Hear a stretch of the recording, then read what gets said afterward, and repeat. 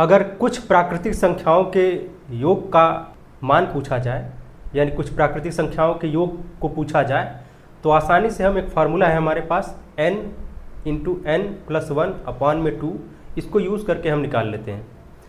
लेकिन अगर उन्हीं प्राकृतिक संख्याओं के वर्गों का योग पूछा जाए तो उस फार्मूले में थोड़ा सा मॉडिफिकेशन करेंगे और हमारे लिए फार्मूला बनके तैयार हो जाएगा। बस ध्यान ये रखना है कि ये फार्मूला हमारे पास जो आएगा वो प्रथम कुछ प्राकृतिक संख्याओं का योग आएगा, इसके लिए फार्मूला होगा। ध्यान देने वाली बात है, प्रथम का मतलब लिख दिया गया, इसका मतलब क्या है कि 1 से स्टार्ट होगा। जो नेचुरल नंबर है प्राकृतिक संख्या 1 से स्टार्ट होगी और जो भी हमें वर्गों का योग मिलेगा वो 1 से स्टार्ट करते हुए मिलेगा। तो हमारे पास अगर प्राकृतिक संख्याओं के योग की बात करते हैं, हम जब शुरुआत में हम ये पढ़ते हैं कि भाई प्राकृतिक संख्याओं का योग कितना होता है, तो वो सिंपल सा फार्मूला हमारे पास आता है n और n प्लस 1 और अपॉन में क्या करते हैं 2 करते हैं। ये होता है प्राकृतिक संख्याओं का योग। ठीक है, प्रथम n प्राकृत संख्याओं का योग, इसके लिए ये फार्मूला है, ये सूत्र है। लेकिन अगर हम इसी में क्या करते हैं, थोड़ा सा और ऐड कर देते हैं, क्या करें, यहाँ पर हम 2n प्लस 1 कर दें और नीचे में 2 की जगह पर हम कर देते हैं 6। ये हो जाता है प्रथम n प्राकृतिक संख्याओं के वर्गों का योग। ठीक है, ये प्राकृतिक संख्याओं के वर्गों का योग हो जाता है, प्रथम n प्राकृतिक संख्याओं के वर्गों के योग का फार्मूला हो जाता है ये। अब यही फार्मूला यहाँ अप्लाई करेंगे। हमारे पास एक क्वेश्चन है जो 1 से स्टार्ट हुआ है, 1 का स्क्वायर प्लस 2 का स्क्वायर प्लस 3 का स्क्वायर प्लस करते करते डॉट डॉट किया गया है, लास्ट में 12 का स्क्वायर लिखा गया है। इसका मतलब सीधा सा ये है कि 1 का स्क्वायर, 2 का स्क्वायर, 3 का स्क्वायर, 4 का स्क्वायर, 5 का, 6 का, 7 का, 8 का, 9 का, 10 का, 11 का और लास्ट में 12 का स्क्वायर भी है। इन सबको जोड़ना है। ठीक है, अगर हम बारी बारी से सबका स्क्वायर करते जाएंगे और सबको जोड़ेंगे, बड़ा लंबा प्रोसेस हो जाएगा। इस वजह से हमारे पास ये फार्मूला अभी आया है कि ये वाला फार्मूला अगर हम इस्तेमाल करते हैं तो इस क्वेश्चन को आसानी से हम कुछ सेकंड्स में कर सकते हैं। ठीक है, कुछ सेकंड्स में लगेंगे और ये हो जाएगा। अच्छा, इस प्रश्न को दूसरे तरीके से कैसे पूछा जा सकता है, या आपको यही प्रश्न जो है ऐसे दिया हो कि प्रथम 12 प्राकृतिक संख्याओं के वर्गों का योग क्या होगा। ठीक है, ये 1 से लेकर 12 तक है भी, स्क्वायर करके लिखा गया है। अब इसके लिए वर्गों का योग क्या होगा, इसके लिए भी यही फार्मूला है।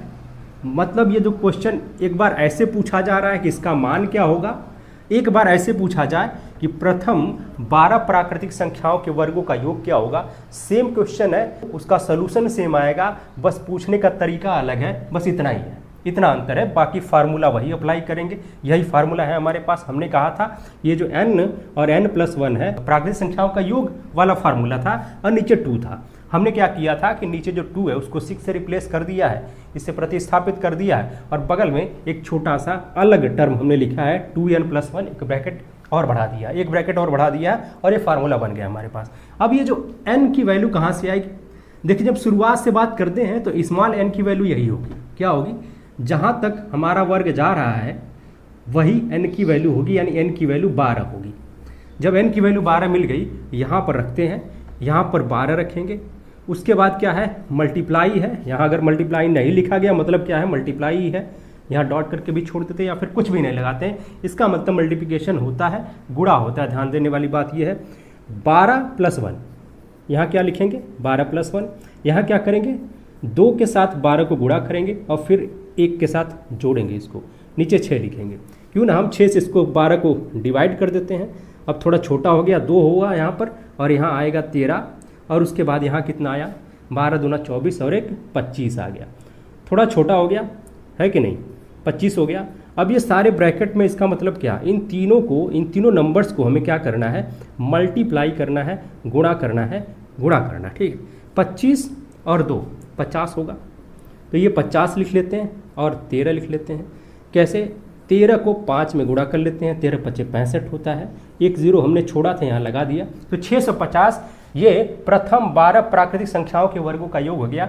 उस क्वेश्चन को इस तरीके से भी पूछा जा सकता था, डायरेक्ट ऐसे देख करके 1 का स्क्वायर, 2 का स्क्वायर, 3 का स्क्वायर, फिर प्लस करके डॉट डॉट छोड़ा है और लास्ट में 12 का स्क्वायर लिखा है। तो हमारे पास ये आंसर आया है। बिल्कुल सटीक तरीके से हम इसको अप्लाई करेंगे इस फार्मूले को।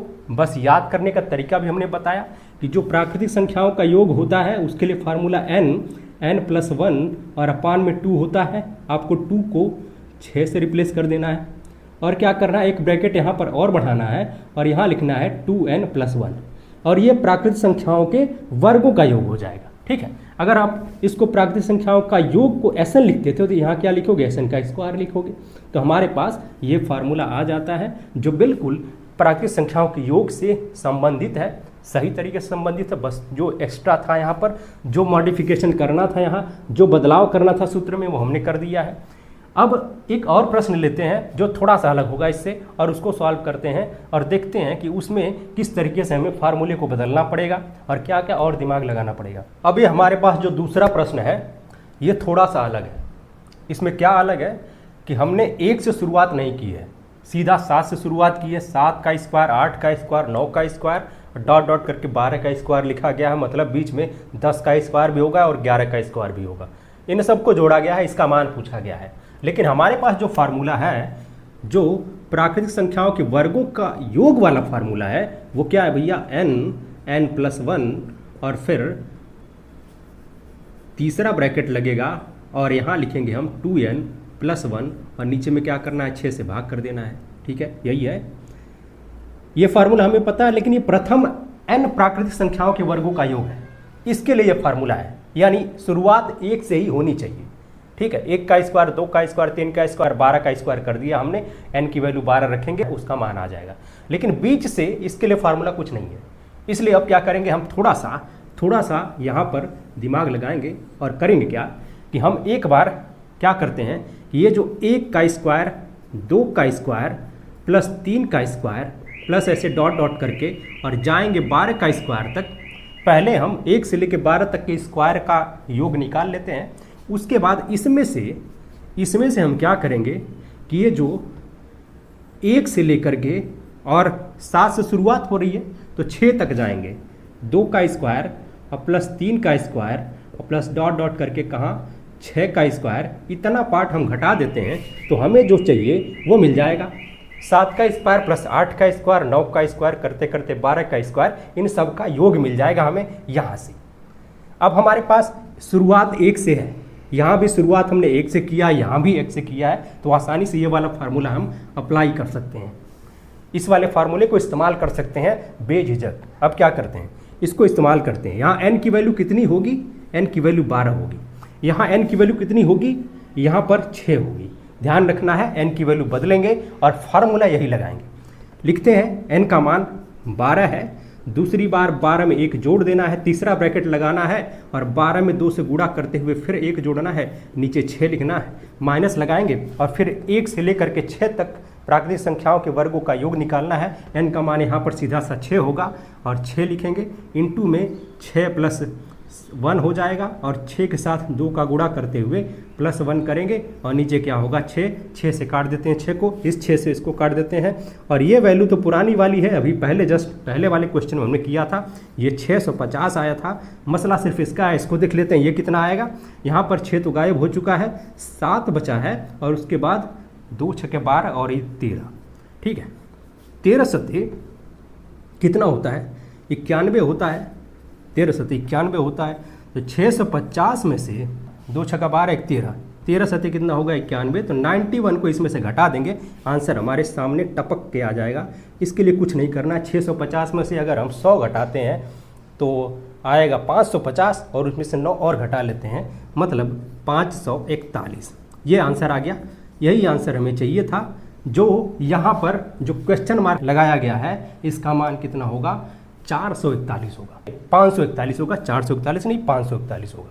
ठीक है, बिल्कुल सही। हमने इसको कैसे मॉडिफाई किया, कुछ मॉडिफाई करने की ज़रूरत नहीं थी, बस समझने की ज़रूरत थी, क्योंकि ये फार्मूला हमारे पास जो है वो प्रथम n प्राकृत संख्याओं के वर्गों का योग है। ठीक है, 20 से नहीं कि चाहे जहाँ से शुरू कर दिया हमने और आपको जो है ये फार्मूला अप्लाई कर लेंगे, नहीं कर सकते हैं।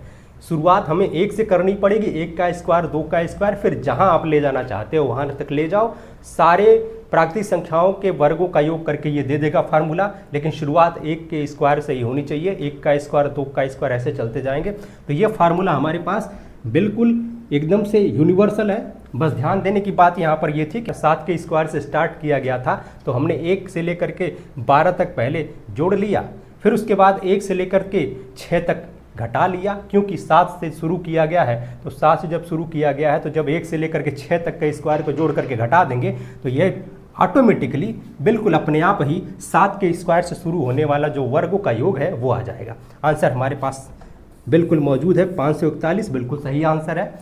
और फिर ये प्राकृतिक संख्याओं के वर्गों का योग फार्मूला हमने बताया कैसे याद करना है। बिल्कुल आप प्राकृतिक संख्याओं के योग से इसको रिलेट करके, संबंधित करके याद कर सकते हो।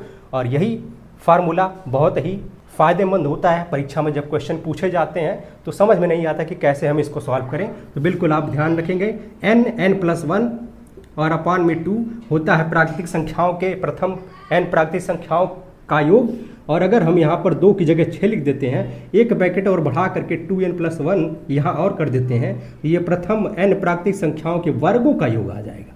ठीक है, और यही तो हमें चाहिए। ठीक है, ये फार्मूला थोड़ा सा अलग है।